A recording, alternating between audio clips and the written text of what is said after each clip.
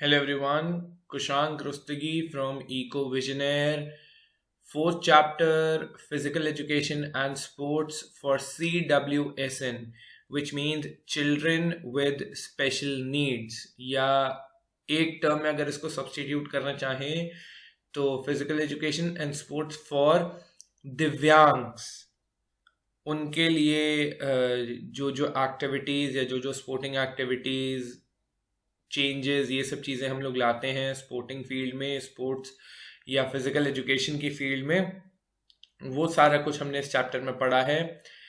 And इसमें सबसे पहले जो हम एक्सपेक्ट कर रहे हैं that is types of disabilities. Disabilities क्या है एंड उसके जो तीन हमारे टाइप्स हैं, कॉग्निटिव, फिजिकल एंड मेंटल, उसके बारे में पूछा जा सकता है क्वेश्चन में।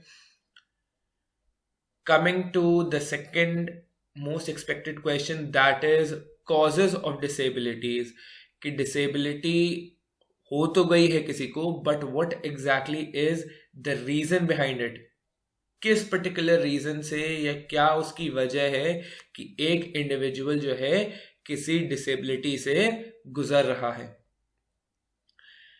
The third one is any one disorder, कि कोई भी एक डिसऑर्डर के बारे में लिखने के लिए आ सकता है एग्जाम में। And what I am expecting this time around is, अगर एक के बारे में नहीं आता है तो ADHD एंड OCD के बारे में कंबाइंड क्वेश्चन रहेगा कि किस पर्टिकुलर तरीके से पेपर में पूछा जाता है, उस चीज को ध्यान में रखते हुए हमने आंसर करना है। अगर एनी वन डिसऑर्डर पूछा गया है तो 5 डिसऑर्डर हैं, उसमें से हम किसी के भी बारे में लिख सकते हैं।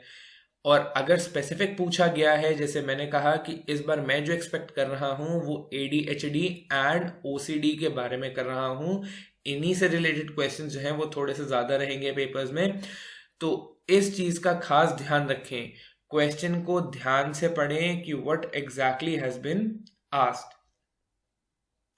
The next is strategies to make physical activities accessible for divyangs या for children with special needs।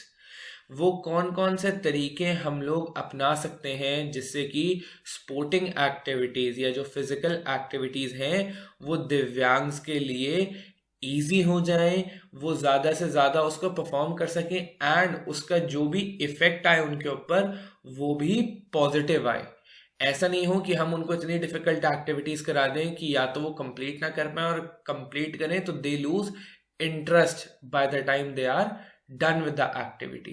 तो इस चीज का भी खास ध्यान रखें। स्ट्रैटेजीज अगर आप लिख कर आ रहे हो पेपर में तो ऐसी स्ट्रैटेजीज जो कि लॉजिकल हो, इजी हो, एंड नंबर 3 उसका एक पॉजिटिव इम्पैक्ट पड़े किसी भी पर्टिकुलर इंडिविजुअल के लिए हु इज अ दिव्यांग।